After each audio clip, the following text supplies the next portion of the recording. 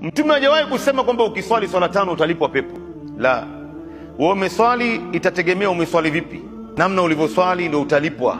Tunaswali swala katika msikiti mmoja, nyuma ya imamu mmoja, lakini tunapotoka hapa kila mmoja anapewa maksi yake, anapewa alama zake.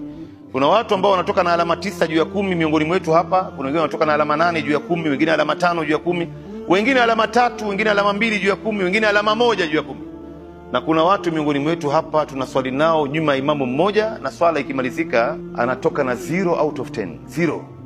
Wewe unamuona mtu yuko ndani ya swala, kumbe yumo katika biashara zake kule nje, kwenye shahawa zake, matamanio ya nafsi yake. Imamu anapotoa salamu ndio anashtuka, la, kumbe nilikuwa ndani ya swala. Sasa hakuna mwenye kumuona hapa. Wewe leo unapotoa sadaka, unatoa zaka, ile kiwango ulichotoa ndio Mungu atakulipa. Umetoa shilingi 10 utalipwa 100, umetoa 100 utalipwa 1000, umetoa 1000 utalipwa 10,010. Na kadri ukihalisisha katika zaka na sadaka, Mungu naye anaizidisha ile thawabu. Umefunga Ramadhani, saumu ya Ramadhani au saumu za sunna, malipo yako Mungu peke yake ndio anaijua.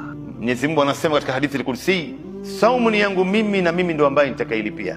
Lakini ibada ya haji, Mtume anasema al-hajjul mabrur, hija iliyokamilika haina malipo nyingine isipokuwa pepo.